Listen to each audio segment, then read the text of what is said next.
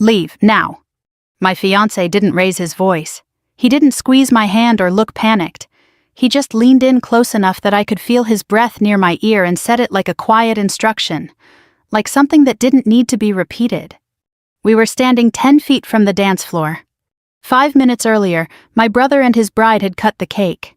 Everyone had clapped. My mother had cried.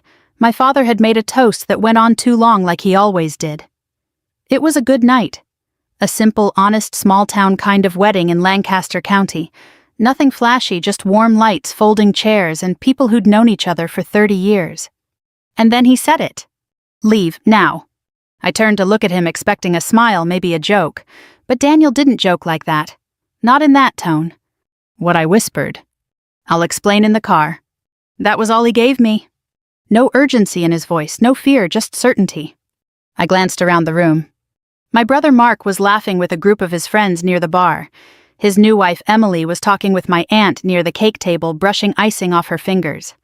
My mother was refilling coffee cups, insisting people take more pie. Everything looked normal. Too normal. Daniel, what's going on? I asked softer now. He didn't answer right away. He just looked across the room, not at anyone in particular, but like he was measuring something invisible. Then he met my eyes again.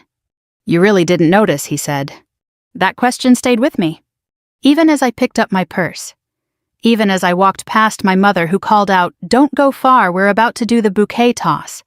Even as I smiled and said, "I'll be right back," like I was just stepping out for air. Daniel didn't touch me as we walked out. He didn't rush me either. But he stayed close, just close enough that I felt guided. Outside, the night air was cool, the kind of late September evening that carries the smell of dry leaves and distant wood smoke. The parking lot was half full, gravel crunching under our steps. He opened the passenger door for me. I got in. Still, he said nothing. The silence stretched as he walked around the car, got in, and started the engine. No radio, no small talk, just the low hum of the tires as we pulled onto the county road. I waited. 5 minutes passed. 10? Finally, I said, "Daniel, you're scaring me." He kept his eyes on the road. "Good," he said quietly. "That means you're paying attention." That wasn't like him. Daniel was calm always, thoughtful, measured. In the 2 years we'd been together, I'd never seen him rattled. He worked in government analysis, or at least that's what he'd told my parents. I knew better than to ask too many questions. But I also knew he wasn't dramatic. Which meant this, whatever this was real. "I need you to think back," he said. "Tonight, the reception. I've been thinking about it since we left." "No," he said, "not like that. Slow down, think about the people, the details."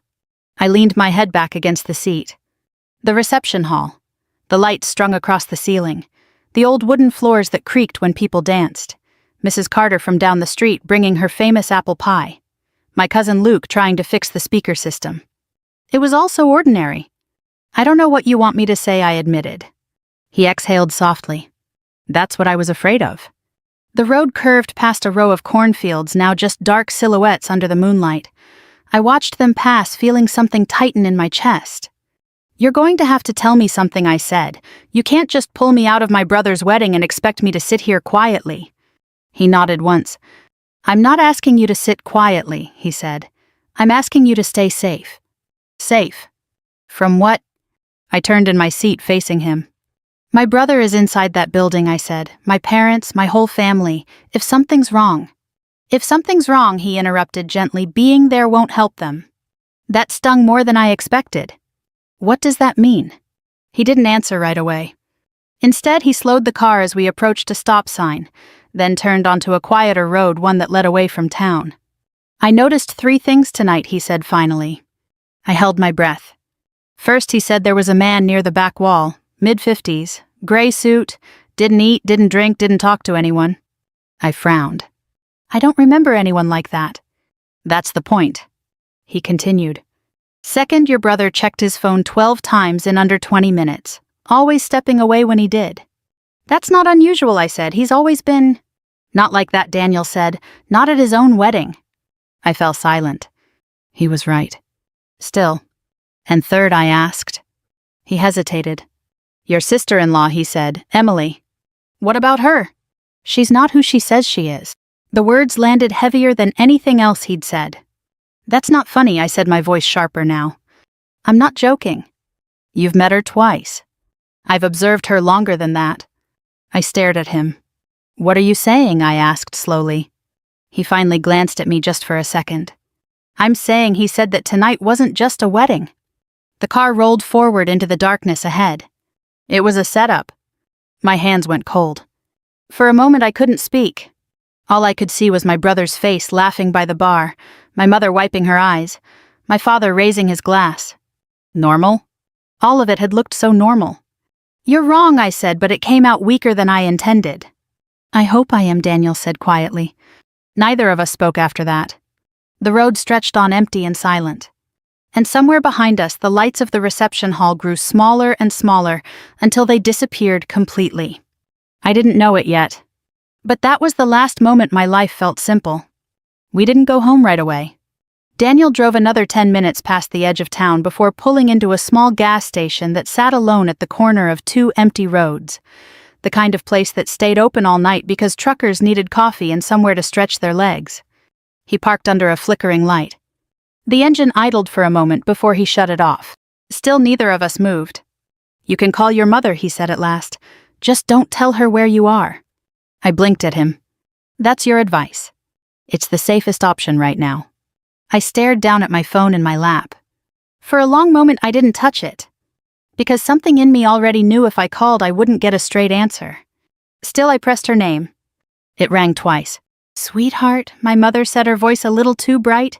Where did you go? We were just about to... I stepped out, I said. I needed some air. A pause. You left the reception, she asked softer now. Just for a bit. Another pause. I could hear voices in the background, laughter, someone calling out for more coffee, the clink of dishes. It sounded exactly like it had 10 minutes ago. Normal. Is everything okay? I asked. Of course it is, she said quickly. Why wouldn't it be? I glanced at Daniel. He was watching me, not tense, not impatient, just attentive. I don't know, I said. You sound tired. Well, it's been a long day, she said with a small laugh. Weddings will do that to you. I wanted to believe her. I really did. Is Mark around? I asked. He stepped outside a few minutes ago, she said. Probably needed a breather.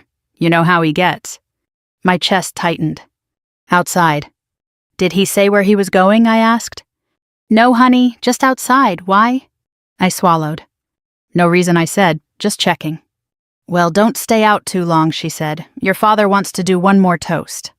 I'll be back soon, I said automatically. But even as I said it, I knew I wasn't going back. Love you, she added. I love you too. I ended the call and set the phone down slowly. She doesn't know, I said. Daniel nodded once. Or she does, he said, and she's pretending she doesn't. That hit harder than anything else. My mother doesn't lie, I said. He didn't argue. He just let the silence sit between us. After a moment, I leaned back in my seat and closed my eyes. Okay, I said, let's go through it again. He didn't speak. He didn't need to. I could feel him listening. The man in the gray suit, I said slowly. Where exactly was he standing? Back wall, Daniel said. Near the exit. Clear line of sight to the main room. I pictured it. The hall had two exits, one near the kitchen, one near the back wall. If someone stood there, they could watch everyone come and go without being noticed. I thought he was part of the catering staff, I said. He wasn't. How can you be sure? Because he never moved when they did. I opened my eyes. That was true. The staff had been busy refilling drinks, clearing plates, moving trays. Anyone standing still that long would have stood out, if I'd been looking. But I hadn't. Okay, I said. Mark and his phone. Daniel nodded slightly. He wasn't just checking messages, he said. He was receiving updates. From who? I don't know yet. I let that settle. Mark had always been private. Even as a kid, he kept things to himself. But this was different. This is his wedding, I said. Who takes calls like that on their wedding night? Someone who's waiting for something, Daniel said. The words sent a chill through me. Waiting for what? I looked down at my hands. They were trembling now. Emily, I said. Daniel didn't respond right away. What about her? I asked. She was watching the room, he said. She's the bride, I said. Of course she was watching the room. Not like that, he said. Not for reactions, for timing. I frowned. Timing of what? He hesitated again. And this time I noticed it. You know more than you're saying, I said. He met my eyes. Yes, he said. Then tell me. I can't, he said. Not yet. Frustration flared in my chest. Daniel. I need you to trust me, he said, his voice calm but firm. I looked away. That was the problem, wasn't it? I did trust him. But I trusted my family too. Or at least I thought I did. I pressed my fingers against my temples, trying to steady my thoughts. Emily grew up in Harrisburg, I said slowly. She works in accounting. She met Mark 2 years ago. That's the story Daniel said. My stomach dropped. What does that mean? It means I couldn't verify any of it, he said. I stared at him. You're telling me my brother married someone whose background you can't confirm. I'm telling you, he said carefully, that parts of her background don't line up. That doesn't mean she's... I didn't say she was anything, he interrupted gently. I said something's off. I looked out the window. The gas station light buzzed faintly overhead. A truck pulled in, headlights sweeping across the lot before cutting off again. Everything felt suspended, like the world was holding its breath. I keep thinking about something I said after a while. What? The way she looked at me, I said. Earlier tonight. Daniel waited. It was right before the cake, I continued. We were standing near the table and she just stopped talking for a second. And she looked at me like she was trying to decide something. Daniel's expression didn't change. What did you do? He asked. I smiled, I said. I thought she was nervous. And now, I shook my head slowly. Now I'm not so sure. Silence settled over us again. This time it felt heavier. More real. I don't understand, I said quietly. Why my family? Why Mark? Daniel leaned back in his seat, his eyes still on me. I don't know all the answers yet, he said. But I know enough to say this. He paused. And for the first time since we left the reception, I saw something in his expression I hadn't seen before. Concern. Whatever is happening, he said, it didn't start tonight. I swallowed. And it's not going to end tonight either. The words lingered in the air. I looked down at my phone again. No missed calls. No messages. Nothing. Like nothing had changed. But everything had. And for the first time in my life, I started to wonder if the people I trusted most were the ones I understood the least. We left the gas station just after midnight. Daniel didn't ask where I wanted to go. He already knew. Home, he said. I hesitated for a second, then nodded. Home wasn't far, 15 minutes down the same road we'd taken 100 times before.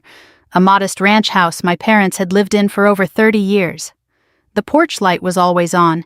The mailbox still had my father's name painted in careful block letters. It had always felt steady, reliable, uncomplicated. Tonight it felt like a place I wasn't sure I recognized anymore. We didn't talk much on the drive back. Not because we didn't have things to say, but because every word felt like it might tip something over. When we pulled into the driveway, the house was dark. No cars. No lights. They're still at the reception, I said quietly. Daniel nodded. That gives us a window. A window. The way he said it made my stomach tighten. We got out of the car. Gravel crunched under our feet. The night had gone still, no wind, no distant traffic. Just that quiet you get in small towns after midnight when everything feels paused. I unlocked the front door. Inside the house smelled faintly of coffee and furniture polish. The same as always. For a moment I just stood there. This is ridiculous, I said under my breath. I grew up here. Daniel didn't push. He stayed back, letting me take the lead. I stepped inside. The living room looked exactly the way it had that morning. My father's chair angled toward the television, a folded newspaper on the side table, my mother's knitting basket near the couch. Nothing out of place. Nothing obvious. Start with what you know, Daniel said quietly from behind me. I nodded. What did I know? I knew my brother had been different these past 2 years. Not dramatically, not in a way you could point to and say, there it is. Just subtle shifts. He visited less. He answered questions with shorter answers. He always seemed like he had somewhere else to be. I walked down the hallway toward the kitchen. Mark moved out 5 years ago, I said. Got his own place in Harrisburg. Daniel followed, keeping a respectful distance. But he was here a lot more lately, I added. helping with the wedding, I guess. Or something else, Daniel said. I opened a drawer near the sink. Bill's takeout menus, rubber bands. Nothing unusual. I never thought twice about it, I admitted. That's how it works, Daniel said. I paused. What does that mean? He leaned against the counter, arms loosely crossed. It means most people don't notice patterns unless they're looking for them, he said. And even then, they don't always want to see what's there. I looked down at the counter. He wasn't talking about strangers. He was talking about me. I trusted him, I said quietly. I know, he replied. That was the hardest part. Not anger, not fear. Just that simple, steady belief I'd carried my whole life that my brother was someone I could rely on. I moved down the hall to my old bedroom. The door creaked slightly as I pushed it open. Everything was the same. My high school books on the shelf, the quilt my grandmother had made, a photo of Mark and me at the county fair, both of us laughing, sunburned and younger than we realized. I picked up the frame.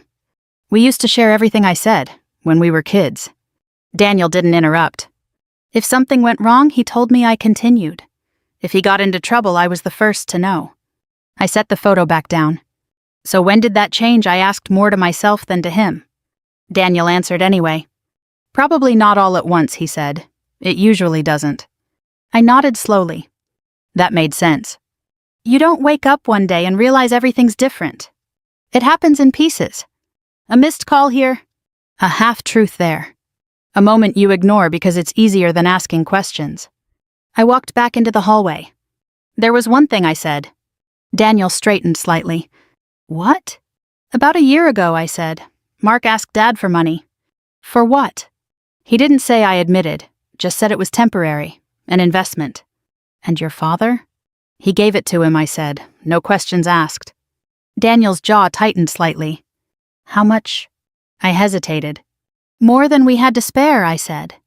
That had bothered me at the time. But I'd let it go. Because that's what families do. They trust. They don't dig. They don't assume the worst. I should have asked more questions, I said. Daniel shook his head. No, he said gently. You did what most people would do. That doesn't make it right. No, he agreed, but it makes it human. I leaned against the wall, feeling the weight of that settle in. Human. Flawed. Willing to look the other way when it's someone you love. Emily came into the picture around that time, I said after a moment. Daniel's attention sharpened. Right after I added, maybe a few months later. Did your brother introduce her? Yes, I said, at Thanksgiving. I remembered it clearly now. She'd been polite, quiet, well put together. My mother had liked her immediately. My father had said she was good for Mark. And I hadn't thought much of her at all. She didn't talk about her past much, I said slowly. I just assumed she was private. Daniel didn't respond. But I could feel the shift in the room. That was a choice, I said, realizing it out loud. Yes, he said. Not an accident. Not a coincidence. A choice. I rubbed my hands together, trying to steady myself. This doesn't make sense, I said. He's not the kind of person who gets mixed up in something like this. Daniel didn't argue. But he didn't agree either. People don't always fit the version we have of them, he said. I let out a slow breath. That's a polite way of saying I might not know my own brother. It's a realistic way, he said. We stood there for a moment, the quiet pressing in around us. Then from somewhere down the hall I heard it. A soft vibration. I turned my head. That's not my phone, I said. Daniel was already moving. The sound came again, faint but steady.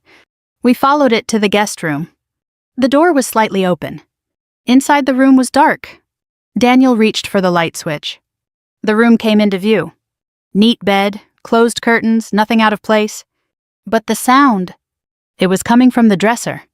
I stepped closer, opened the top drawer, and there it was. A phone. Not mine. Not my parents'. A second phone. It buzzed again in my hand. I stared at it. Mark left this here, I said, my voice barely above a whisper. Daniel didn't say anything. He didn't need to. Because in that moment, I understood something I hadn't been willing to admit before. This hadn't just been happening around my family. It had been happening inside it. And somehow, I'd missed every sign. The phone kept vibrating in my hand. Not a loud ring, not even a chime. Just that quiet, steady buzz like it didn't want attention, only confirmation. I looked down at the screen. No name. Just a number. Unknown. It's locked, I said. Daniel stepped closer, his expression calm but focused. Let it go to voicemail, he said. I hesitated. Shouldn't we? Not yet, he said gently. Right now we watch. The phone stopped vibrating. The screen went dark. For a moment nothing happened. Then almost immediately it lit up again. Same number. Calling back. I swallowed. That's not normal, I said. No, Daniel agreed, it's not. I stared at the screen, my thumb hovering near the answer button. Whoever that is, I said, they're expecting him to pick up. Daniel nodded. And they're not used to being ignored. The call ended again. This time a message notification followed. I looked up at Daniel. Read it, he said. It's locked. He held out his hand. Let me see. I passed him the phone. He studied it for a moment, then angled it slightly so the notification preview was visible under the screen light. Just enough to read a few words. Where are you? It's happening now. My stomach dropped. What does that mean? I asked. Daniel didn't answer right away. He handed the phone back to me. It means whatever this is, he said quietly, it's already in motion. I felt my pulse in my throat. Tonight, I asked. Yes. The word hung between us. I looked around the room again, the neat bed, the untouched dresser, the quiet familiar walls. This house. My parents' house. And now, a hidden phone in the guest room drawer. How long has this been here? I asked. Daniel didn't speculate. Long enough, he said. I set the phone down carefully on the dresser like it might break. Or explode. Or tell me something I didn't want to hear. We need to turn on the news, Daniel said. I blinked. What? If something is happening tonight, he said, there's a chance it's already being reported. I nodded slowly. That made sense. Too much sense. We moved back into the living room. I picked up the remote with hands that didn't quite feel steady anymore and turned on the television. The screen flickered to life. Local news. A late-night segment. Weather first. Always weather. I almost laughed at that. Storm systems moving across the state, cooler temperatures overnight, nothing unusual. Nothing urgent. Give it a minute, Daniel said. I didn't sit. I stood there, arms folded, watching the screen like it might suddenly shift into something else. Then it did. The anchor's tone changed. Subtle but different. We're getting reports tonight, she said, glancing down at her notes of an ongoing federal investigation connected to financial irregularities in the Harrisburg area. My breath caught. Daniel didn't move. The anchor continued. Authorities have not released names at this time, but sources indicate the investigation may involve multiple individuals and businesses connected through a network of shell accounts. Shell accounts. I felt the room tilt slightly. They're saying it started over a year ago, I said, my voice barely audible. Daniel nodded once. That tracks. The report went on, careful, measured, avoiding speculation. No names? No arrests. Just the outline of something bigger than a simple mistake. Something planned. Something sustained. I turned off the TV. I couldn't listen to it anymore. This is Mark, I said. It wasn't a question. Daniel didn't answer. But he didn't need to. This is what you saw tonight, I continued. The phone, the man in the gray suit, Emily. Yes, he said quietly. I pressed my hands against the back of my neck, trying to think. Trying to breathe. My parents, I said suddenly. Do they know? Daniel considered that. I think they know part of it, he said. Maybe not all of it. They didn't say anything I said. My mother sounded normal. People can sound normal when they're protecting something, he said. That hit deeper than I expected.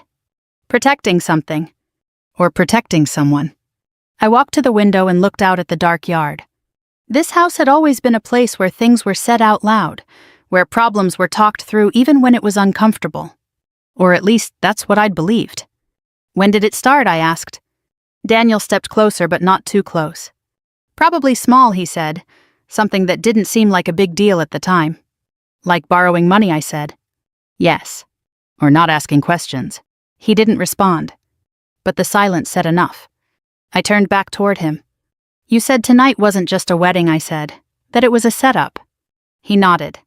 I believe it was a meeting point, he said. A way to bring people together under a legitimate reason. My chest tightened. Mark's wedding. Yes. I shook my head slowly. That doesn't make sense, I said. Why risk something like that at your own wedding? Because no one expects it, Daniel said. It's the perfect cover. The logic of it made my stomach turn. Family. Celebration. Trust. All of it used as a shield. And Emily, I asked. He hesitated again. This time longer. She's connected, he said. To what? I'm still putting that together. I let out a breath I didn't realize I'd been holding. This can't be real, I said. But it was. Every piece of it. The phone in my hand. The message on the screen. The report on the news. The quiet certainty in Daniel's voice. It was all real. And it had been happening right in front of me. For months. Maybe longer. I walked back down the hall to the guest room. The phone was still there. Silent now. Waiting. I picked it up again. For a long moment I just held it. Then I turned back to Daniel. What happens now, I asked. He met my eyes. That depends, he said, on what you want to do. I thought about that. About my brother. About my parents. About the version of my family I'd held onto for years. And the version that was starting to take shape in front of me now. I want the truth, I said. Daniel nodded slowly. Then we're going to have to face it, he said. Not run. Not ignore. Not pretend. Face it. I looked down at the phone one more time. Then back at him. Okay, I said. My voice was steadier now. Stronger. Let's find out what I didn't notice. I didn't sleep. Daniel offered to stay in the living room, said he'd keep watch, but I knew neither of us would really rest.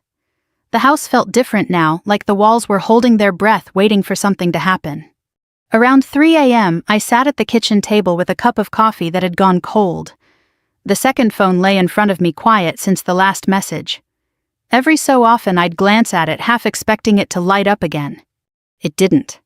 Daniel stood by the window, arms crossed, looking out into the dark yard. They'll be back soon, I said. He nodded. Probably.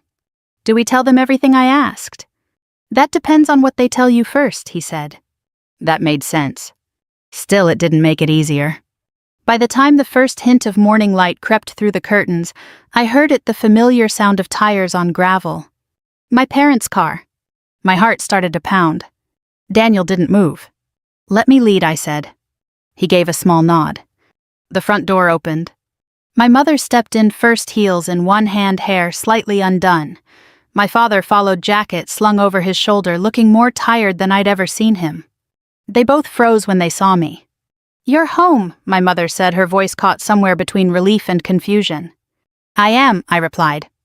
My father's eyes moved past me, landing on Daniel in the corner. Daniel, he said slowly, didn't expect to see you here. I didn't expect to be here, Daniel said calmly. That was all. No explanation. No tension. Just truth. My mother set her shoes down carefully. You left the reception, she said, looking at me again. You said you'd be right back. I changed my mind. Another pause. Something in her expression shifted just slightly. Enough that I noticed. Is everything all right? She asked. There it was. The question. Simple. Familiar. And suddenly it felt heavier than anything else in the room. I took a breath. That depends, I said, on whether you're going to tell me the truth. My father straightened a little. What kind of question is that, he asked. The kind that deserves an answer, I said. Silence. My mother looked at my father. My father didn't look back. That was the first sign. I saw the news, I said. My mother's face paled. My father exhaled slowly. Then you know there's an investigation, he said. I know more than that, I replied. I walked over to the table and picked up the phone. This was in the guest room, I said, holding it up. My mother's eyes widened. My father didn't react right away. He just stared at it. Whose is that, I asked. No answer. Dad, I said softer now, whose phone is this? He looked at me. Really looked at me. And for the first time in my life, he didn't try to soften the truth. It's Mark's, he said. My chest tightened. I figured, I said. My mother sank into a chair. Oh God, she whispered. How long, I asked. My father rubbed his face with one hand. Too long, he said. That's not an answer. No, he admitted, it's not. I set the phone back down. Then give me one. Another silence. He glanced at my mother again. She shook her head slightly like she didn't want him to say it out loud. But he did. About a year, he said. The words landed hard. A year. All that time. All those dinners. All those conversations. Doing what I asked. He hesitated. Business deals, he said. Illegal ones, I said. He didn't argue. Yes. My mother started crying quietly. I told him it was a bad idea, she said. I told him. But you didn't stop him, I said. She looked up at me, hurt flashing across her face. How was I supposed to stop him, she asked. He's a grown man. You could have told someone, I said. Who? She shot back. The police, your brother. The room went still. I looked at my father. You knew, I said. He nodded once. I knew enough, he said.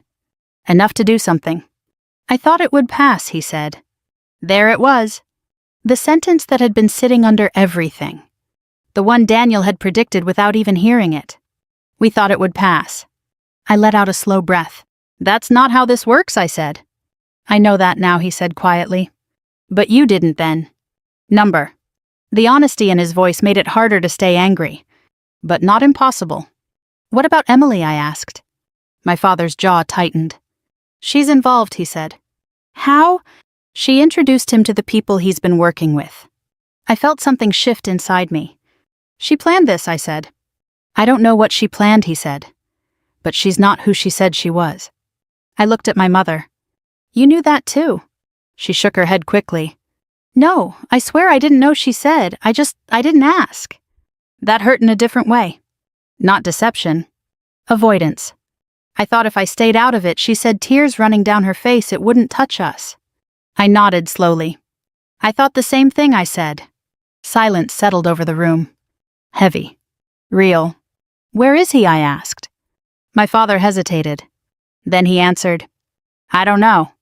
I studied his face. He wasn't lying. For once there was nothing hidden there. Just exhaustion. And regret. I'm going to find him, I said. My mother shook her head immediately. No, you're not, she said. You're not getting involved in this. I'm already involved, I replied. You don't understand what this is, she said. I understand enough, I said. Daniel stepped forward slightly. Not interrupting. Just present. That's not what worries me, he said calmly. I turned to him. What does... You still think this is about what your brother did, he said. I frowned. It is. He shook his head slightly. It's also about what everyone else chose not to do. The room went quiet again. Because he was right. This wasn't just about Mark. It was about all of us. What we saw. What we ignored. What we told ourselves was probably nothing. I looked at my parents. Really looked at them. Not as the people who raised me. But as people. Flawed. Human. Afraid. I'm not going to pretend this didn't happen, I said. My voice was steady now. I'm not going to look the other way. My father nodded slowly. I wouldn't expect you to, he said. My mother wiped her eyes. Just be careful, she said. I picked up the phone again. I will, I said. But for the first time since this all started, I knew something for certain. Careful wasn't the same as silent. And I was done being silent. Morning settled in slowly. The kind of pale, quiet light that makes everything look softer than it really is. My mother stayed at the kitchen table holding her coffee but not drinking it. My father stepped outside for a while, pacing the yard the way he used to when he had something heavy on his mind. Daniel and I sat across from each other. Neither of us spoke for a long time. The second phone lay between us. It hadn't lit up again. That's not a good sign, I said finally. Daniel shook his head. No, he said, it usually means things have moved forward. Moved forward. That phrase had a way of sounding calm and controlled.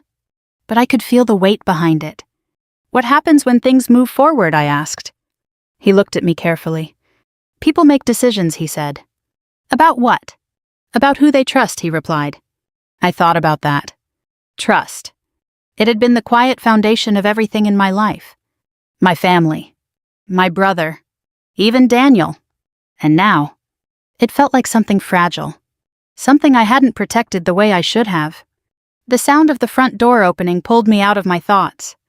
My father stepped back inside. He didn't say anything right away. Just closed the door, took off his jacket, and set it over the back of a chair. He called, he said finally. My heart jumped. When? A few minutes ago. Mark! He nodded. My mother looked up sharply. What did he say? She asked. My father hesitated. He asked if anyone had been to the house. I felt Daniel's attention shift beside me. What did you tell him? I asked. The truth, my father said. I said you were here. My breath caught. Dad, he deserved to know, he said. That's not the point, I said. You don't know who might be listening.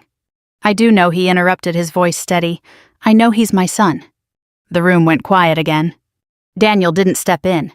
He let it play out. Did he say where he was? I asked. My father shook his head. No, but he said something else. What? He looked at me. He said you shouldn't get involved. I let out a short breath. That's not his decision. No, my father said quietly, it isn't. My mother pressed her hand against her mouth. He's scared, she said. I shook my head. Maybe I said, or maybe he's trying to control the situation. Control what? She asked. The story, Daniel said calmly. We all turned toward him. When people are under pressure, he continued, they try to shape what others see. Who knows what? Who doesn't?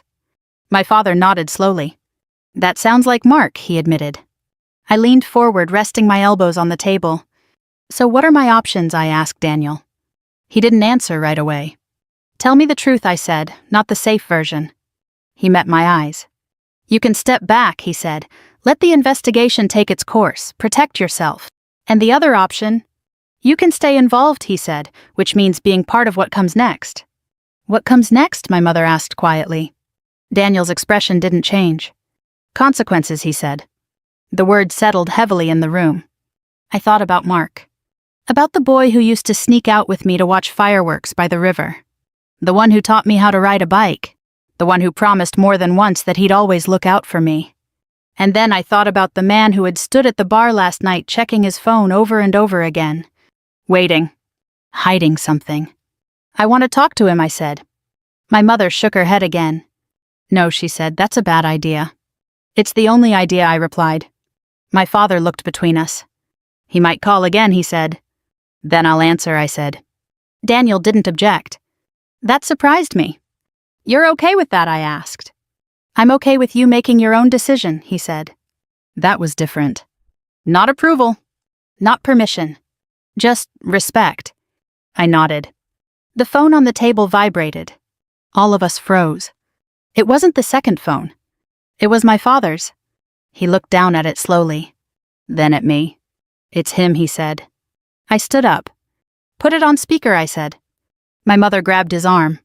Please don't. It's already happening, I said gently.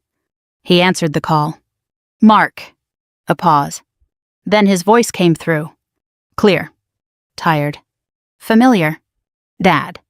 My chest tightened. I'm here too, I said before I could stop myself. Another pause. Longer this time. I figured, Mark said. You knew I'd come home, I asked. I knew you wouldn't ignore it, he said. That sounded like him. Too much like him. Then stop telling me to stay out of it, I said. A quiet exhale on the other end. You don't understand what this is, he said. Then explain it to me. I can't. Or you won't. Silence. Then. Both. I closed my eyes for a second. Mark 1 said softer now, look at what this is doing to Mom, to Dad. I didn't mean for it to go this far, he said. That doesn't change where it is now. I was trying to fix things, he said, for all of us. There it is, Daniel said quietly under his breath. I ignored him. Fix what I asked. The money, Mark said. The house. The bills Dad's been hiding. You think I didn't notice? I glanced at my father. He looked away. You should have talked to us, I said. And said what Mark shot back. That we were falling behind, that we needed help. Yes, I said, that's exactly what you should have said. It's not that simple. It never is, I replied. Another silence. Then his voice softened. I didn't do this to hurt you, he said. I know, I said. That was the hardest part. believing that, and still not accepting it. But you did, I added. The line went quiet. I don't know how to fix this, he admitted. I opened my eyes. That's because you can't fix it alone, I said. He didn't respond. And in that silence, something shifted. Not solved. Not resolved. But acknowledged. I'm not going to lie for you, I said. I'm not asking you to. I'm not going to pretend this didn't happen. I know. I took a breath. But I'm not walking away either, I said. Another pause. Then, okay, he said. It wasn't agreement. It wasn't relief.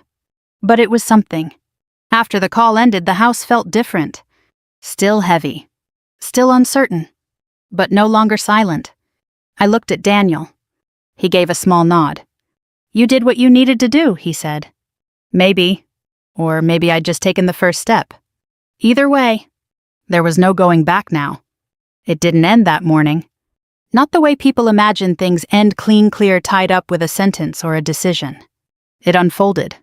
Slowly. Over weeks, then months. The investigation became public before it became personal. Names weren't released right away, but people in a small town don't need official statements to start connecting things. By the second week, neighbors had begun to ask questions. By the third, they had already decided on answers. My parents stopped going out as much. Church on Sundays became quieter. Fewer conversations, longer looks. No one said anything directly, not at first. But you could feel it. The distance. The uncertainty. And underneath it all, the quiet disappointment people carry when something familiar turns out to be something else. Mark turned himself in 10 days after the wedding. I didn't go with him. That was his choice. But I spoke to him the night before. We kept it simple. No accusations. No raised voices. Just truth. I wish you'd told me, I said. I wish I had, he replied. There was nothing left to argue about after that. Emily disappeared before any official statement mentioned her name. No one in town had seen her leave. No one knew where she went. Just like that, the person who had smiled beside my brother at the cake table was gone. It took time for that to sink in. Not the fact that she left, but the fact that she had never really been there in the way we thought she was. Daniel never said I told you so. He didn't need to. He stayed steady through it all, quiet, observant, letting me ask questions when I was ready and stepping back when I needed space. That mattered more than anything he could have explained. Some nights we'd sit on the porch outside my parents' house, the same one where I used to watch fireflies as a kid. And we'd talk. Not about the investigation. Not about the details. But about people. About how easy it is to miss things when you're not looking for them. And how hard it is to accept them when you finally are. I keep thinking about that night I told him once. The wedding. I nodded. I replay it in my head, I said. Every moment, every conversation, trying to find the exact second where I should have known. And do you, he asked. I shook my head. No, I said, because it wasn't 1 second. He didn't respond. He just let me keep going. It was 100 small ones, I said. Things that didn't seem important at the time. Things I explained away. I looked out into the yard. I thought not noticing meant I was trusting my family, I said. And now, he asked. I let out a slow breath. Now I think not noticing was just easier. The words felt heavy, but also honest. Inside the house, my mother moved around the kitchen. My father sat at the table reading the paper again like he always had. Some things hadn't changed, but the way we spoke to each other had. There were fewer assumptions now. More questions, more answers, even when they were uncomfortable. Mark called once a week. From where he was, conversations had to be brief, measured. But they were real. I should have stopped, he said during one call. Why didn't you? I asked. Because no one made me, he said. That stayed with me. Not as an excuse, but as a truth. We don't always become who we are on our own.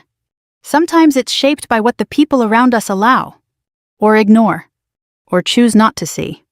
A few months after everything settled into its new normal, Daniel and I drove back past the reception hall.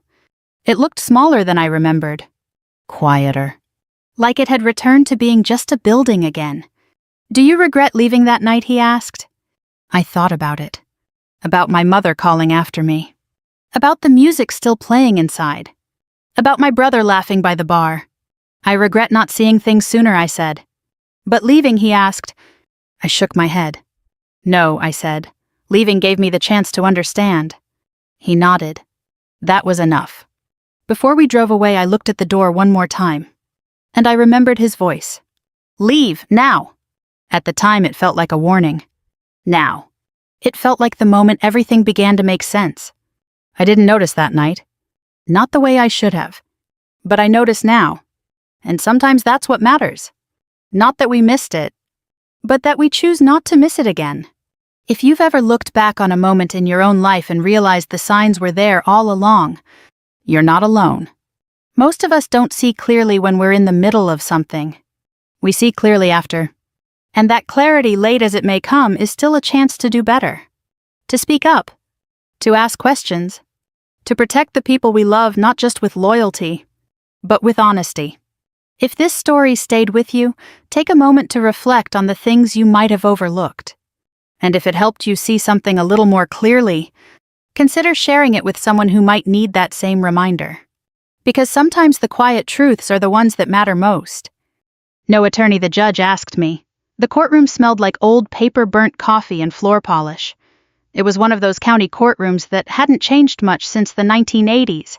Brown wooden benches, buzzing fluorescent lights, an old American flag standing beside the judge's bench. My younger brother Daniel leaned back in his chair and laughed loud enough for everyone to hear. She can't afford one.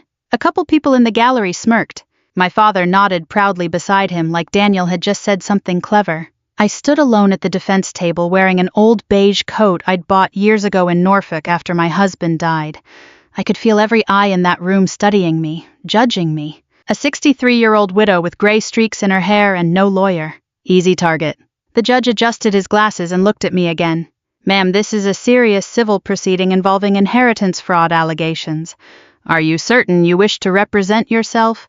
Daniel chuckled under his breath. She always was stubborn. I looked at my brother for a long moment. Funny how age changes faces but not character. Daniel was 58 now. His hair was thinner, his stomach heavier, but the smug little grin he wore when we were children was still there. The same grin he wore after blaming me for breaking Dad's fishing radio when he'd done it himself. The same grin he wore after stealing money from Mom's purse in high school. The same grin he wore now. I slowly removed my coat and folded it neatly over the table. Then I looked directly at their attorney. Who signed your security clearance? The courtroom went silent. Not quiet. Silent. Their attorney stopped breathing for a second. The color drained from his face so fast I actually thought he might faint. The judge noticed immediately. Mr. Talbot, he asked carefully. Daniel looked confused. What the hell does that even mean? He laughed.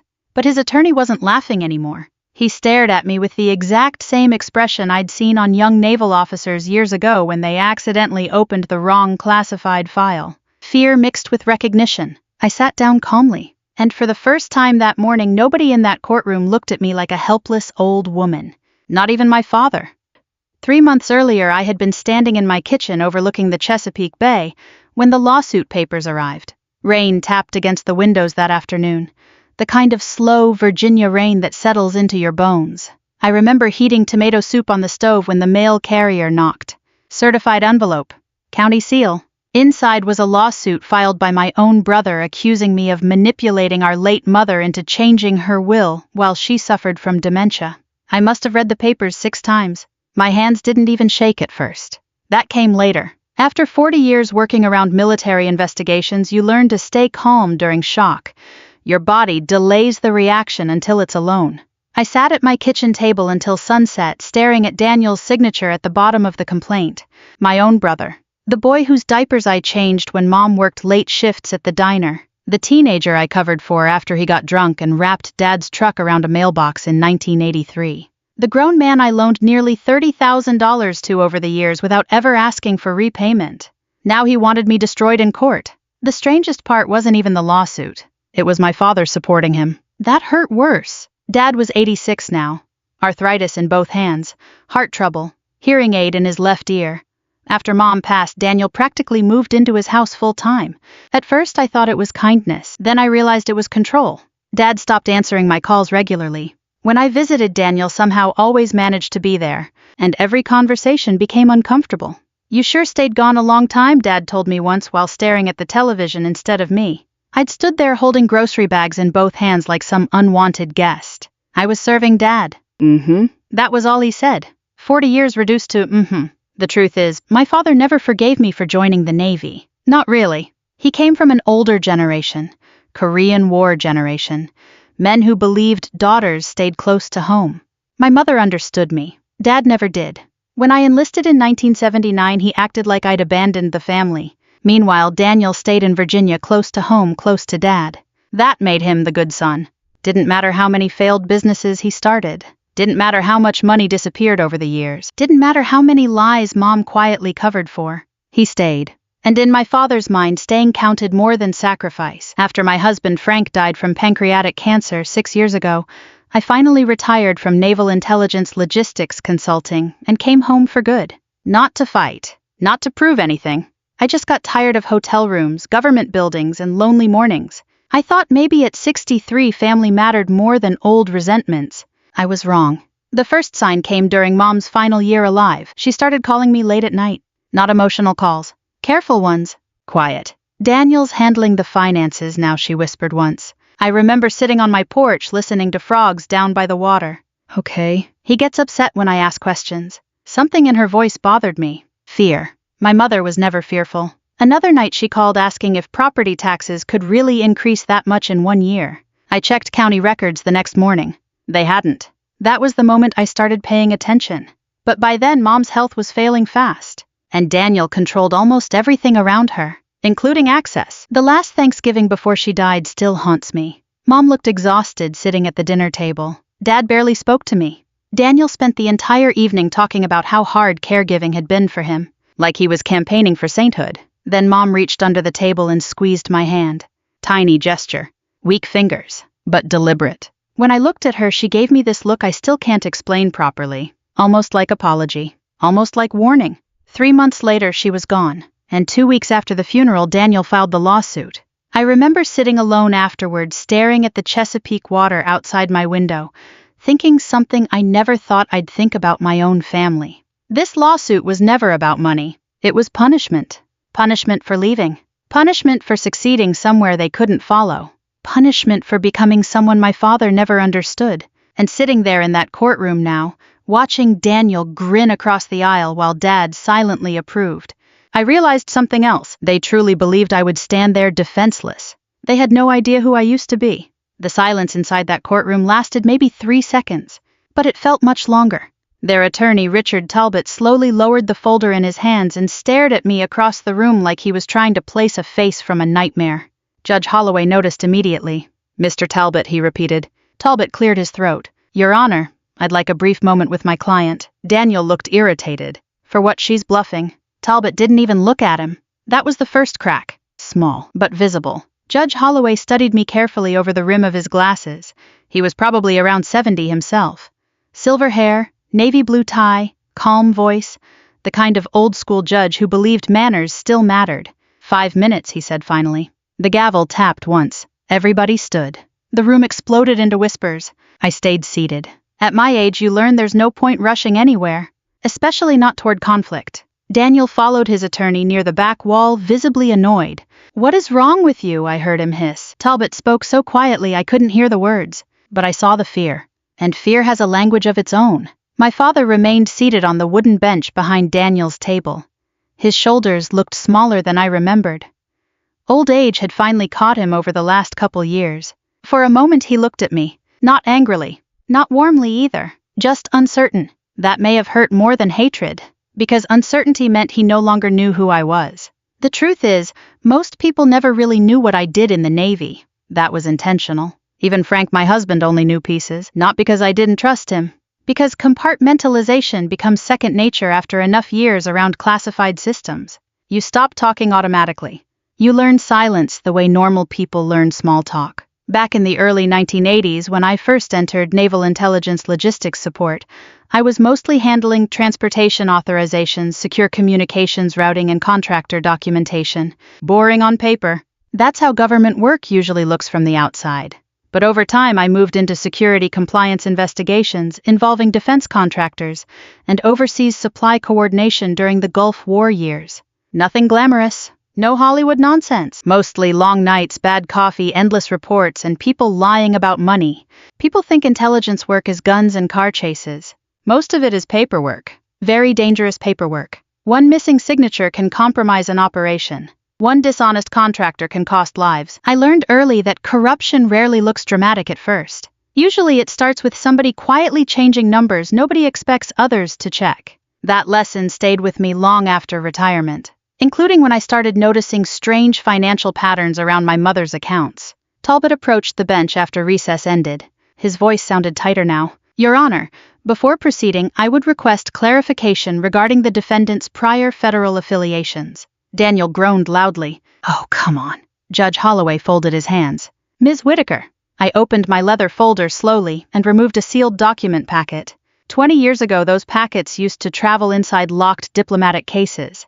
Now they mostly sat untouched in my filing cabinet beside old tax returns and insurance papers. Funny how ordinary classified history becomes after retirement. I handed the packet to the bailiff. The judge opened it carefully. His expression changed almost immediately. Not shock. Recognition. Professional recognition. The kind older servicemen sometimes give each other at airports without saying a word. Daniel looked around impatiently. What is this seriously? Nobody answered him. Judge Holloway continued reading silently for nearly a minute. The courtroom had become so quiet I could hear the fluorescent lights humming overhead. Finally, the judge looked up. Ms. Whitaker, he said carefully, you previously held federal clearance authorization connected to naval intelligence compliance operations. Yes, Your Honor. Until your retirement in 2018. Yes. Talbot looked physically uncomfortable now. Daniel laughed nervously. So what, she shuffled military paperwork for 30 years. The judge did not smile. And that bothered Daniel. You could see it. Because men like my brother survive on reading social signals. The second the room stops validating them, they panic. Dad shifted uneasily on the bench. His eyes moved between me and the judge. Confusion spreading slowly across his face. I almost pitied him. Almost. The truth was, my father built an entire emotional version of me over 40 years. A selfish daughter who left home chasing career ambitions. A woman who chose government work over family dinners. A sister who disappeared during birthdays and anniversaries because work came first. He never understood that missing holidays wasn't ambition. It was duty. Sometimes we were activated without notice. Sometimes travel restrictions prevented communication. Sometimes operations overseas became unstable overnight. You learn not to explain. You simply go. And eventually people stop asking where you've been. Frank understood better than anyone. He was Coast Guard before becoming a civilian harbor inspector. Quiet man, good man. We met in Norfolk in 1987. He once told me people only understand sacrifice when they can see it.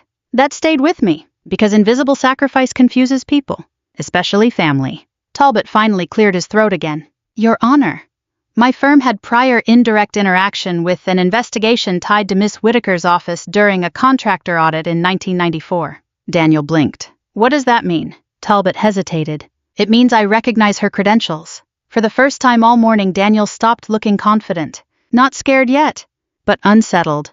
Judge Holloway leaned back slowly. Interesting. I could feel eyes all over the courtroom now. Curiosity replacing mockery. But I didn't feel triumphant. That's the strange thing people misunderstand about revenge. Real revenge rarely feels exciting. Mostly it feels exhausting, especially when family is involved. The judge reopened the inheritance file. Now, he said calmly, let us continue regarding the allegations of financial manipulation against Ms. Whitaker. Daniel straightened quickly, eager to regain control. Yes, Your Honor. My mother was confused near the end. My sister isolated her and pressured her into changing the will. I looked directly at my brother. When exactly did Mom become confused, Daniel? He frowned. What? You said she was mentally compromised. She was. I nodded slowly. Then why did you allow her to sign 3 separate refinancing documents 6 months earlier? The room went still again. Daniel's face tightened instantly. Tiny reaction, but enough. Talbot closed his eyes briefly, like a man realizing the floor beneath him might collapse. Dad looked confused. Refinancing, he muttered softly. Daniel turned around too fast. Dad, don't worry about that. But now Judge Holloway was paying very close attention. What refinancing documents, he asked. I opened another folder. And that was the moment I realized something important. Daniel came into this courtroom expecting humiliation. He never expected resistance. Worse, he never expected documentation. Judge Holloway removed his glasses slowly. What refinancing documents? I slid the papers across the table toward the bailiff. The courtroom had changed completely now. Earlier people looked at me like I was some lonely widow about to lose everything. Now nobody moved. Nobody whispered. Even Daniel noticed it. And he hated it. These documents, I said, calmly show that 6 months before my mother passed away, my brother helped her refinance a portion of the family property. Dad frowned from the gallery bench. Refinance. Daniel turned immediately. It was temporary, Dad. But his voice cracked slightly. That tiny crack told me everything. Judge Holloway studied the paperwork carefully. Mr. Whitaker, he said, these forms carry your mother's signature. Yes, Daniel answered quickly. She agreed to it. I folded my hands together. Then, she was mentally competent enough to sign loan agreements worth over $200,000. Daniel's mouth opened, closed again. Talbot looked physically ill now. I almost felt sorry for him. Almost. Because Richard Talbot wasn't the villain here. He was a lawyer who walked into court believing he represented a bitter inheritance dispute between siblings. Instead, he'd discovered he might be sitting beside financial fraud. There's a difference. A dangerous one. Dad leaned forward slowly. What loan? Daniel's irritation flared immediately. Dad, I told you already it was for the business. What business? Judge Holloway asked. Daniel hesitated. The marina expansion. I nearly smiled. There never was a marina expansion. Just another failed investment Daniel tried hiding from the family. Over the years, my brother cycled through business ideas the way some people cycle through diets. Boat repair, landscaping, vending machines, used RV sales. Every single one collapsed under debt. And every collapse somehow became somebody else's fault. Bad economy, bad partners, bad timing. Never Daniel.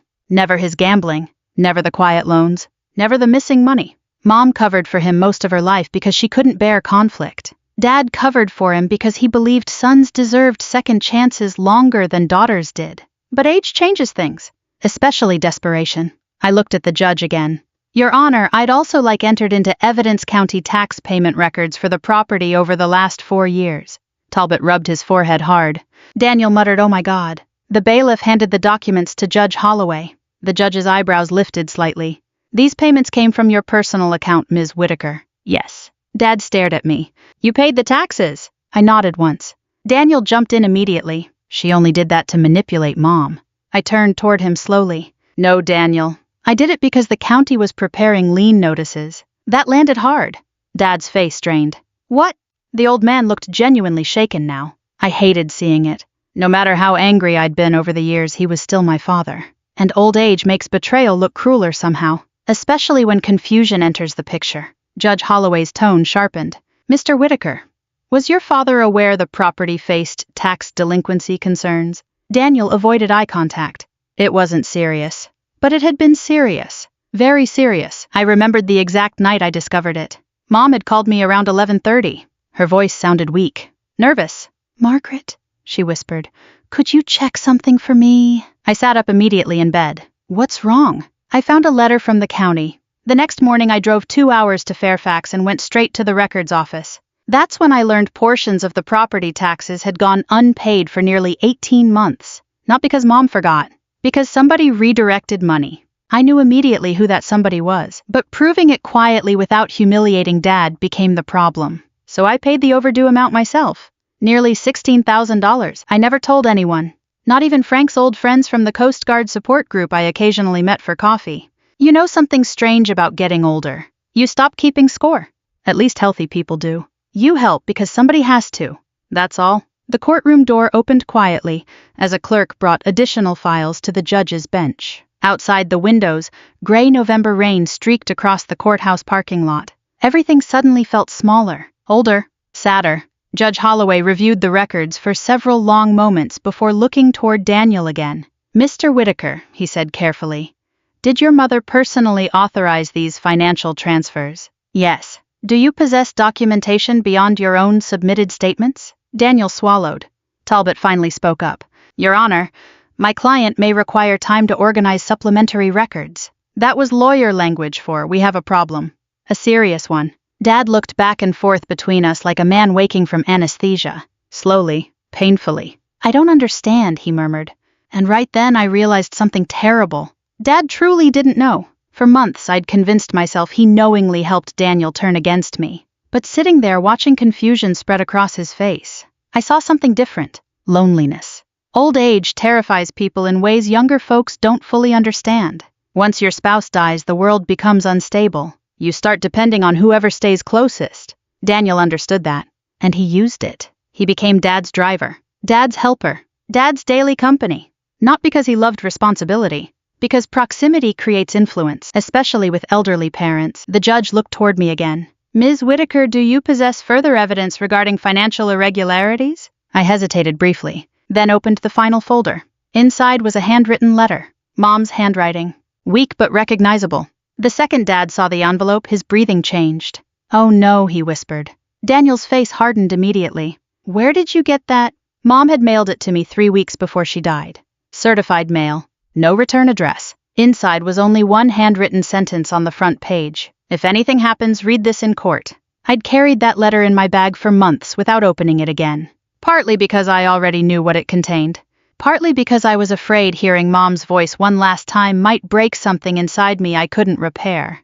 Judge Holloway accepted the envelope carefully. Is this relevant to the financial allegations? I looked toward my father, then my brother, then finally the judge. Yes, Your Honor. Daniel stood suddenly. That letter shouldn't be admitted. The room froze. Judge Holloway's eyes narrowed slightly. And why is that, Mr. Whitaker? For the first time all day? Daniel looked afraid. Daniel remained standing. That letter shouldn't be admitted. Nobody in the courtroom moved. Judge Holloway folded his hands slowly. And why exactly would that be, Mr. Whitaker? Daniel opened his mouth, then hesitated. Talbot quietly touched his sleeve. Sit down, the attorney whispered. Daniel ignored him. That letter was written while my mother was confused. The judge glanced toward me. Ms. Whitaker, I answered calmly. My mother mailed it certified 3 weeks before her death. The judge examined the envelope carefully. The certification stamp was still visible near the corner. Dated. Verified. Real. Talbot finally spoke in a tired voice. Your Honor, perhaps we should review the contents privately before reading anything into public record. That alone told me everything. Richard Talbot no longer trusted his own client. Judge Holloway nodded once. I agree. He opened the envelope carefully. The paper inside looked fragile with age and handling. I recognized Mom's stationery immediately. Pale blue flowers around the edges. She'd used those letters for years. Christmas notes, birthday cards, recipes nobody in the family bothered learning properly. Funny what survives people. The judge adjusted his glasses and began reading silently. At first his expression stayed neutral. Then slowly, it changed. Not dramatic. Not theatrical. Just heavy. Like a man carrying unexpected weight. Dad noticed too. What does it say? He asked quietly. Judge Holloway looked up. Mr. Whitaker, I believe this letter concerns all parties involved. I intend to admit it into record. Daniel's face tightened. You can't seriously. I can, the judge interrupted calmly. That shut him up. The courtroom air felt different now. Earlier there had been tension. Now there was dread. Judge Holloway began reading aloud. To whoever reads this, if Margaret brings this letter to court one day, it means things became worse than I feared. Dad lowered his head slowly. I felt my chest tighten hearing Mom's words again. Her voice returned instantly inside my memory. Soft Virginia accent, careful pacing, gentle even when angry. The judge continued. Daniel has been handling more of our finances since my health declined. I wanted to believe he was helping. But over time I became frightened to ask questions. Daniel stared at the table. Talbot closed his eyes briefly. I discovered money missing from accounts your father knew nothing about. When I confronted Daniel, he became angry and blamed stress from business troubles. Dad looked at his son. What is she talking about? Daniel didn't answer. The judge kept reading. I should have addressed this sooner, but after 58 years of marriage, I know your father. He avoids conflict when it involves family, especially Daniel. That one hit hard. Because it was true. Dad had spent his entire life pretending problems disappeared if ignored long enough. Sometimes that works with neighbors, not with children. Judge Holloway's voice softened slightly as he continued. Margaret may seem distant to people who don't understand her life, but distance is not abandonment. I swallowed carefully. The room remained completely still. Her work required silence. More silence than most families could tolerate. But she served this country honorably for decades while expecting nothing in return from any of us. Dad's hands began trembling. She missed holidays because duty called her away. She missed birthdays because other families needed their sons and daughters protected too. I looked down at my folded coat resting beside me. Suddenly I remembered another courtroom. Different year, different building. A military contractor hearing involving missing navigation equipment during the Gulf War buildup. 3 straight days awake. 2 sailors nearly killed because somebody altered procurement records. That investigation changed my career permanently. But while I sat in secure rooms halfway across the world, my family back home simply thought Margaret skipped Thanksgiving again. Invisible sacrifice. Frank was right. People rarely understand what they cannot see. The judge continued reading Mom's letter. I am writing this because I fear resentment has poisoned my family. Your father never forgave Margaret for leaving home. Daniel quietly learned to use that pain. Dad suddenly covered his mouth with one shaking hand. The old man looked destroyed, not angry. Destroyed. And for the first time since Mom died, my own anger weakened a little. Because grief changes elderly people differently. Younger people burn hot. Older people collapse inward. Judge Holloway paused before reading the next section. I also need the truth known clearly. Margaret secretly paid overdue taxes on this property after Daniel failed to do so. A murmur spread through the courtroom. Dad stared directly at Daniel now. You told me taxes were handled. Daniel snapped immediately. I was trying to fix it. With what money, I asked quietly. He glared at me, and suddenly I saw it. Not arrogance, panic, pure panic. People like Daniel survive through momentum. As long as nobody stops them, they keep spinning stories faster than others can question them. But once truth enters the room, everything collapses quickly. Judge Holloway resumed reading. I love both my children, but love without honesty destroys families slowly. Daniel needs help, not excuses. That line broke something inside Dad. He bent forward suddenly, elbows on his knees, face buried in his hands. I had not seen my father cry since his own father died in 1972. Not at funerals. Not after heart surgery. Not even after Mom passed. But now quiet tears slipped through his fingers inside that courtroom. Nobody looked away. Even Daniel seemed shaken seeing it. The judge finished the final paragraph softly. If this family still has a chance after I am gone, it will only happen when truth becomes more important than pride. Silence filled the room again. Heavy silence. The kind older people understand well. The silence after hospitals, after funerals, after marriages fail quietly. Judge Holloway folded the letter carefully and removed his glasses. Dad finally looked up at me. His eyes were red. I didn't know he whispered. 3 simple words. But after 40 years of distance, they felt enormous. Daniel stood abruptly. She manipulated Mom into writing that. But even he sounded uncertain now. Talbot spoke before anyone else could. Daniel, stop talking. No, Mr. Whitaker. No professional distance anymore. Just exhausted honesty. Daniel stared at his own attorney in disbelief. What? Talbot rubbed his face slowly. Then he said the sentence that changed everything. You never told me about the taxes. Daniel said nothing. You never told me about refinancing against the property either. Still silence. And you definitely never mentioned a handwritten statement from your mother warning about financial misconduct. Dad looked at Daniel like he no longer recognized him. The old man's entire body seemed smaller somehow. Fragile. Judge Holloway leaned forward carefully. Mr. Whitaker, I strongly advise complete honesty from this point forward. Daniel finally looked at me. Not smug, not superior, just cornered. And in that moment, for the first time in my life, my brother looked afraid of me. Daniel looked trapped. That was the only word for it. Not angry anymore. Not confident. Trapped. The courtroom that had once felt so comfortably under his control had turned into something dangerous. Every pair of eyes now watched him the same way people watch a bridge after hearing the first crack. Carefully. Cautiously. Judge Holloway folded his hands together. Mr. Whitaker, he said calmly, this court is now concerned about possible financial misrepresentation involving estate assets and property liabilities. Daniel rubbed both hands over his face. You're blowing this out of proportion. Talbot gave a dry laugh under his breath. That surprised even me, because lawyers like Richard Talbot usually protected appearances until the bitter end. But not anymore. Not once he realized he'd been dragged into something ugly. Daniel Talbot said quietly, stop treating this like an argument at a family barbecue. My brother stared at him. You're supposed to be on my side. I'm your attorney, Talbot replied, not your accomplice. That landed hard. Dad looked physically sick. The old man's hands trembled against the wooden bench beside him. Suddenly he looked every bit of his 86 years. I hated that part most. Not the lawsuit. Not the humiliation. watching age collide with betrayal. There's something deeply cruel about elderly people discovering the people they trusted most have lied to them, especially when grief already weakened them first. Judge Holloway turned toward Daniel again. I'll ask directly. Did you use portions of the family property as collateral for personal business debt without fully informing your father? Daniel's jaw tightened. It was temporary. That is not the question. Silence. Finally. Yes. Dad inhaled sharply, like someone punched him. The judge continued. Did your mother express concerns regarding missing funds before her death? Daniel looked toward the ceiling briefly, then nodded once. Yes. Dad whispered, "Oh my God." I closed my eyes for a moment.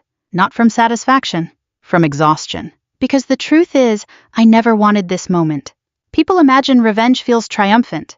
Most of the time it just feels sad, especially inside families. Judge Holloway's voice remained steady. And did you knowingly allow this court to proceed under allegations that your sister manipulated your mother financially? Daniel snapped immediately. She did manipulate her. How? She turned Mom against me. There it was. Not money. Not inheritance.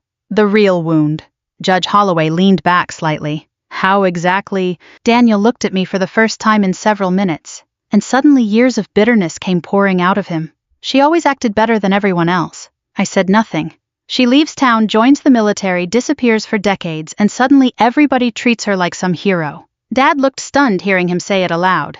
But I wasn't surprised. I'd heard versions of it my whole life. Daniel stood slowly, his voice cracked now with something deeper than anger. You know what it was like growing up here after she left? Nobody answered. She got letters from officers and commanders and government people. Mom framed her Navy photos in the hallway like she was some celebrity. His breathing became uneven. And me, he laughed bitterly. I was just the son who stayed home. Talbot watched silently. Even the judge allowed him to continue. Because sometimes courts accidentally become confessionals. Daniel pointed toward me. She comes home after years away and everybody suddenly forgets who actually took care of Mom and Dad. You stole from them, I said quietly. That stopped him cold. His face twisted instantly. I borrowed money. You refinanced their property behind Dad's back. I was trying to save the business. What business? I asked calmly. The marina that never existed. The room fell silent again. Dad looked at Daniel with genuine confusion now. There was no marina. Daniel avoided his eyes. That hurt the old man worse than anything else. You could see it happen, not because of the money, because parents can survive disappointment easier than humiliation. And suddenly Dad realized he'd defended lies publicly. Judge Holloway reviewed several papers before speaking again. Mr. Whitaker, based on current evidence, this court finds no support for your allegations against your sister.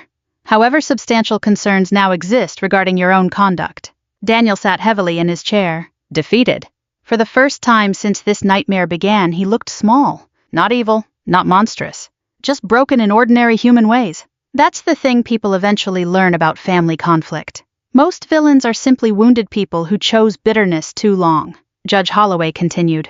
I am referring portions of these financial findings for additional civil review. Dad lowered his head again. Daniel looked terrified now. Wait. But the judge raised one hand. However, everybody looked up. I also recognize this matter involves significant family grief, elder dependency concerns, and long-standing emotional conflict. The judge looked toward me. Ms. Whitaker, do you wish to pursue maximum civil penalties available under the current evidence? The courtroom became perfectly still. Talbot looked surprised. Daniel looked terrified. Dad looked ashamed. And me, I looked at my brother. Really looked at him. Past the arrogance. Past the lies. Past the resentment. I saw the little boy who used to wait on the front porch for me after school because bullies picked on him in 5th grade. I saw the teenager who cried privately after our dog died. I saw the man who never truly became comfortable in his own skin after spending his whole life comparing himself to someone else. Bitterness had rotted him slowly. But underneath it, he was still family. I took a slow breath. Then I answered, No, Your Honor. Daniel blinked. Talbot stared at me. Even Judge Holloway looked surprised. I folded my hands quietly. My mother wanted the truth known, I said, not destruction. Dad started crying again, openly this time. No attempt to hide it. The sound nearly broke my heart. Daniel looked at me with total confusion. Why would you do that? He whispered. Because despite everything, I was tired. Tired of funerals, tired of resentment, tired of old wounds surviving longer than love. I looked at him steadily. Because somebody in this family needs to stop the bleeding. Nobody spoke after that. Not for a long time. Then finally Daniel lowered his eyes, and for the first time since childhood, my brother could not look me in the face. 3 weeks after the court hearing, the Chesapeake Bay finally started looking like winter. The water outside my house turned gray and restless. Wind pushed dead leaves across the porch every morning, and the air smelled like cold salt and wood smoke drifting from neighboring homes. Life became quiet again. The lawsuit ended faster than most people expected. Daniel withdrew the remaining claims after his attorney negotiated revised financial disclosures with the county. Judge Holloway's findings stayed on record, but because I refused harsher penalties, the matter avoided turning into criminal prosecution. That decision confused many people, including Daniel, including myself sometimes, but at my age, peace starts mattering more than victory, especially after funerals, especially after losing almost everyone who once knew you young. I spent most mornings sitting near the bay with coffee and old photo albums I hadn't opened in years. Photos from Norfolk, photos from Gulf deployments, photos of Frank standing beside Coast Guard vessels with that crooked grin I still missed every day. One morning I found an old picture of myself in uniform from 1993. Sharp posture, dark hair, eyes that still believed hard work could fix everything. I stared at it for a long time, then laughed quietly to myself. That woman had no idea how lonely service could become later in life. People thank veterans in airports now, that's kind.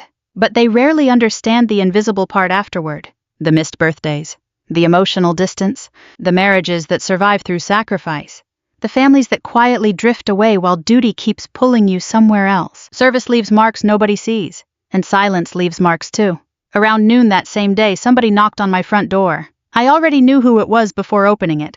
Dad. He stood there wearing his old brown jacket and holding a grocery bag for absolutely no reason except nervousness. Old men from his generation always needed something in their hands during emotional moments.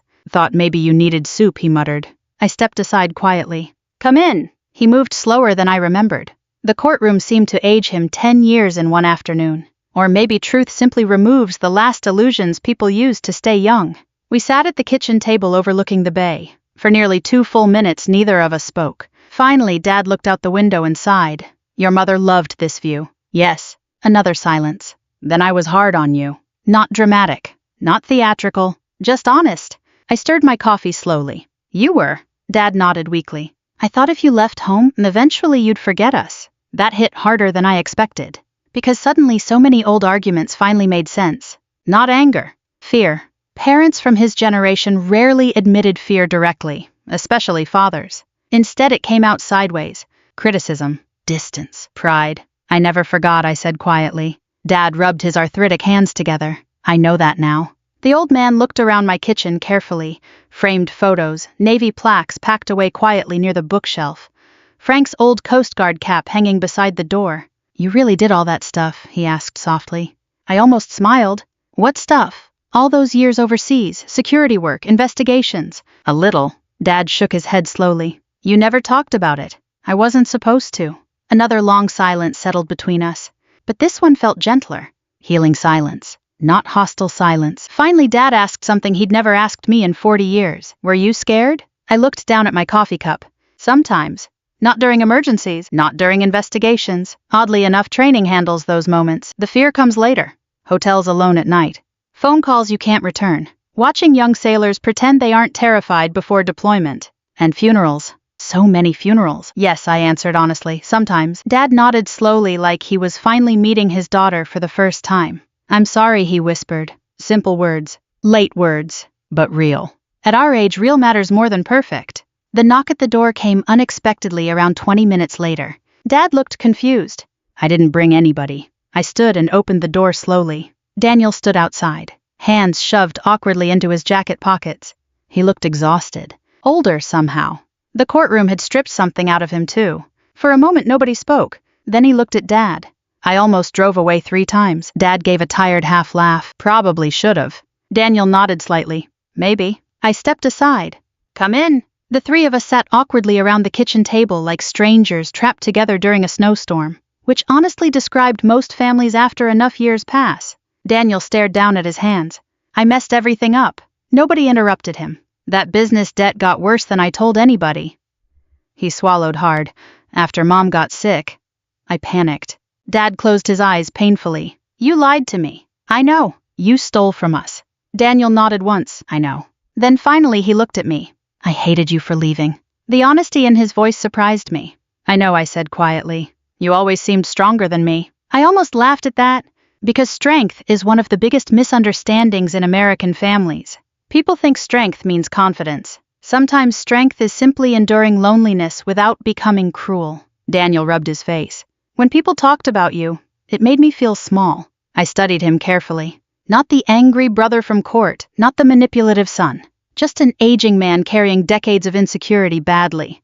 And suddenly I felt tired of punishing him in my own mind.